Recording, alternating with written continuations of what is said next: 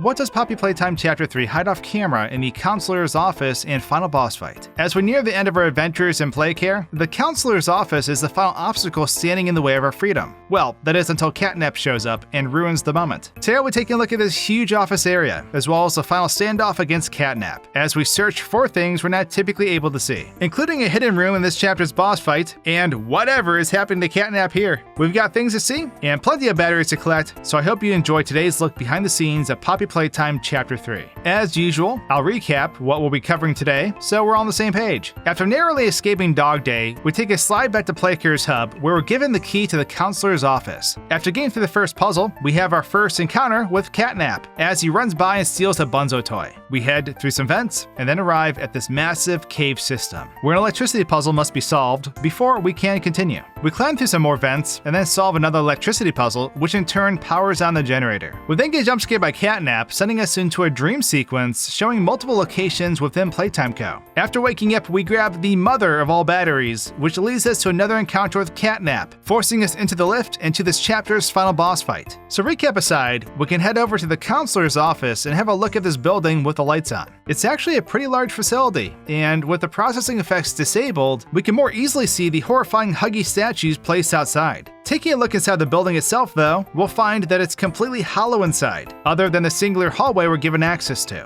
Also, this hallway doesn't actually lead anywhere. It simply comes to a wall where this window is placed. It's kind of interesting how perfectly they line up though. As we head inside, we will hit a loading zone, which brings us to a completely separate map. And it's kinda massive. The counselor's office is loaded in at the center of this location, and it's dwarfed in comparison to this cave system near the end of the level. These rock formations are several times larger than the play area, which is kinda crazy considering we only see this part of the map for a brief period. We'll be exploring this area further a bit later on, but for now, let's head back to the start of the level. So first off, there's a vent on our right that contains a battery needed to move onward, and I was curious where else this vent led. Flying through it with the camera, we'll see that it's actually connected to a handful of rooms, including the generator room near the end of this level. This entrance area is where we eventually return to after being jump scared by CatNap, but I was curious what would happen if we trigger that cutscene early. Deleting the door on our left, we can walk through the hallway and into the room where we find the battery, and picking it up leads to the jump scare being triggered as expected. But how can we avoid this cutscene altogether? Well, by breaking stuff, of course. I destroyed some sections of the wall, which allowed me to walk on these bits of flooring sticking out of the map. I then destroyed another wall, which gave me access to the battery room, where I then snagged it and started heading back. Because I never walked through the door after grabbing the battery, we avoided the trigger altogether, meaning we skipped the jump scare and dream sequence entirely. If we head back to the trigger from the opposite direction though, the jump scare will still play out as usual. As we make our way through this office area, there are a handful of closets and bathrooms that are blocked off with various items, and taking a look inside reveals that there isn't much of anything inside. There are also a couple of barricaded hallways that you cannot access, and walking through them leads to these out-of-bounds sections of the map. We can walk around freely back here, and even find some of the other barricaded hallways as well. Arriving at the first encounter with CatNap, he usually runs through the player's vision and scoops up Bunzo on his way. If we move the camera beyond this locked door though, we'll find CatNap frozen in place just out of sight. They are stored in one of the offices used in this electrical puzzle, and when Bunzo falls on their face, he clips through the door and begins running forward. After snagging Bunzo, he'll clip through yet another door and into the final puzzle room. Following him there, we'll find that he just sort of bunches up before unloading. Glorious! Now moving onwards, there is another hallway blocked by a spiked barrier. This area is typically inaccessible to the player, but if we remove the barricade, we can walk inside and have a look around. The doors in this particular hallway do not lead anywhere, nor does the elevator on our right. It simply leads out of bounds and connects to the adjacent doorway. Where we can see the bathrooms do not exist either. In the same section of the building, there's a doorway that's blocked off by a bunch of rubble, and I was curious exactly where it led, so I deleted these giant pieces of concrete so I could get through, only to realize there's an invisible wall blocking our way.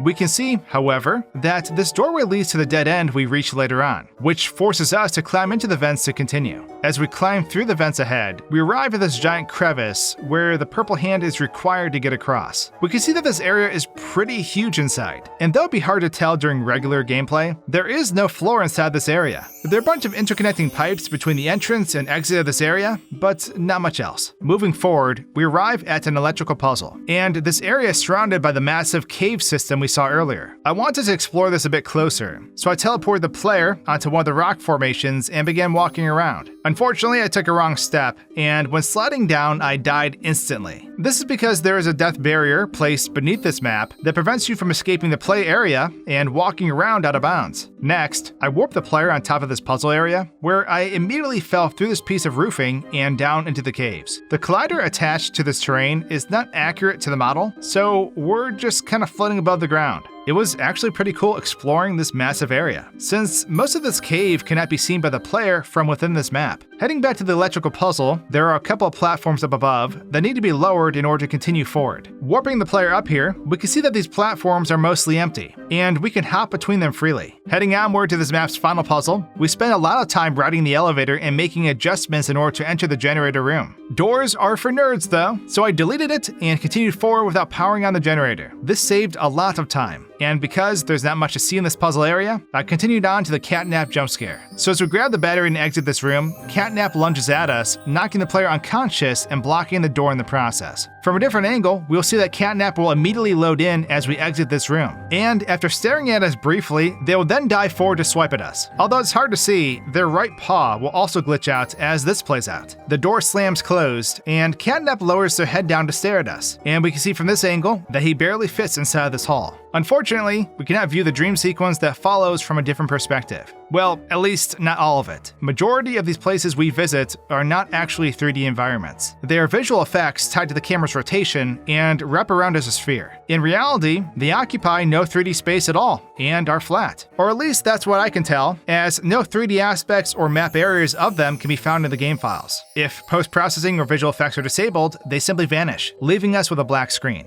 Anyways, at the end of this cutscene, a Huggy Wuggy appears on screen, and we can actually move the camera around because this is a 3D space. Although there isn't much to see here. The following scene can also be viewed this way, this time taking place in the main lobby area from the first chapter. This particular sequence takes place within a dome-like structure with sections missing from the roof on either side. There are a handful of assets placed around this map, and the doors surrounding us do not lead anywhere. We can, however, take a closer look at the prototype's arm as it extends into the building, and it's pretty creepy. They have long spider-like fingers and what looks like a human bone structure surrounded in veins or wires, and this massive hand will reach in through the roof before the player awakens on the floor. Now, after this sequence takes place, we can leave the counselor's office and head for the gas production zone. As we approach this large battery slot, CatNap will appear and begin chasing us through this factory. Moving the camera beyond the sliding door, we'll see that this area is currently empty. Once triggered, CatNap will be loaded in back here before slinking through the door. Also, he's programmed to look directly at us, meaning he'll follow the camera around no matter where we move it, including directly behind him. As CatNap walks through the red fog, we can watch as their model instantly swaps over to this more terrifying version. His mouth is now massive, and their entire body has taken on this gray, hairless appearance. Their tail is strangely lizard-like, and they now have what look like boils or blisters appearing all over their body. When CatNap jump scares the player, they return to their purple form as they knock us down, where they hold us against the floor with their paw.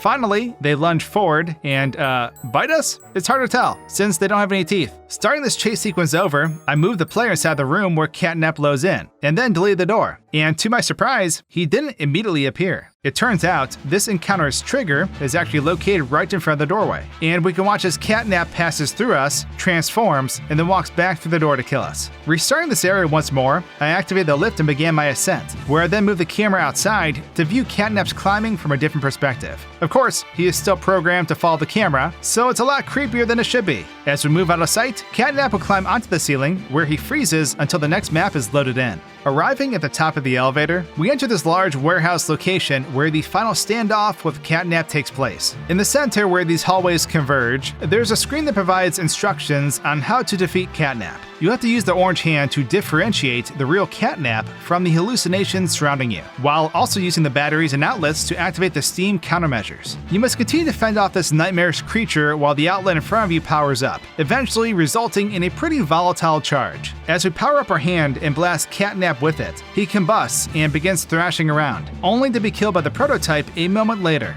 After heading back down and rerouting the gas, we meet up with Poppy, who shows us a tape recollecting the Hour of Joy. Finally, we take the lift down, where we can hear Kissy Missy being attacked by an unknown assailant, bringing the chapter to a close. Heading back to the boss fight area, we can take a look at this map from an aerial view where we'll see a couple of interesting things. First off, there is a large cube placed out of bounds that is covered in a basic grid texture. Just off to the side though is something a bit more interesting, and that is a CatNap model stored directly above the main play area. This particular model is actually used for the final cutscene where they're electrocuted by the player. This is further confirmed by the fact that a green hand is already stuck to them. We can also see that just beneath CatNap, the grab pack containing the charged green hand is floating out here as well. Surrounding these objects, we'll find a hollow rectangular object, though I'm not certain as to what this is used for. It's rather large and stretches across most of the boss fight area. While I was looking around this map, I found something pretty interesting hidden just out of bounds. There's a room beside the computer terminal that must be accessed using the purple hand, but just beyond the wall, we'll find a hidden room that you typically cannot access. There's a staircase that leads you down to what looks like a little window,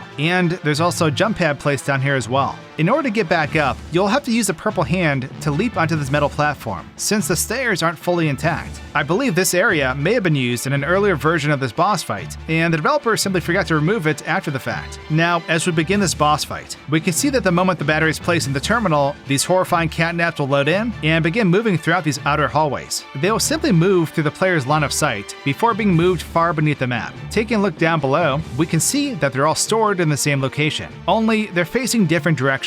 We can see the version of CatNap who attacks through the hallways, and they're mostly the same as the others, except they have a wall of red gas placed in front of them. When they attack us from up above, we can see that they're loaded into this large vent area, but it does not lead anywhere. Something else you may have not known is that if we continue to close this door overhead, but not shut it completely, we can permanently keep CatNap in this specific location. That means we're completely safe here, as long as the door is not left open too long and we do not shut it fully. This trick is used by speedrunners to guarantee they can finish this boss fight on the first try, and without wasting precious time. Now, as soon as we charge our hand using the outlet, we can watch in slow motion as the CatNap previously stored out of bounds crawls down through the ceiling. We can actually see that the green hand is already present on his back before we ever shock him, something you'd never really notice due to the fast pacing of the scene. As we fire the hand at him, it will unload shortly after making contact, and the electricity begins surging through his model. CatNap begins violently shaking around, and as the red gas begins flowing, he bursts into flames. This entire animation is crazy to watch in slow motion, as you can see every spark and ember throughout. The prototype's hand will then reach down from the vent up above, and we can see that similar to the dream sequence, it's only a disembodied arm reaching down from off camera. It then puts an end to CatNap, and slowly drags him out of sight. But he doesn't look quite right as this happens. His model distorts more the higher he goes, resulting in this horrifying scene. Horrifying, but glorious. As he pops out of the roof, his neck then stretches outward instead of retracting, resulting in an even freakier appearance. I take that back. Not glorious, just horrifying. Something interesting that happened to me when reloading this section and messing with the game's speeds is that hitting CatNap with my green hand instantly skipped the cutscene. I thought my game was soft-locked, but it apparently wasn't, and CatNap's death cutscene just immediately ended. Finally, we can reroute the red gas and continue on to the final cutscene with Poppy and Kissy Missy. As we enter this room, we can watch from the inside of the vent as Poppy loads in and walks out onto this platform. After the tape plays out, Kissy will enter through this gate, and we can watch from beyond it as she loads in and approaches Poppy. As we take the lift down with Poppy though, we can hear something attacking Kissy just out of sight. It sounds like a brutal altercation, but up top, we can see that she's still just standing there holding the lever, completely unfazed. And with that, that's everything I found hidden off camera in the counselor's office and final boss fight areas. And thus, this brings us to the end of Poppy Playtime Chapter 3. Thanks for watching, and cheers.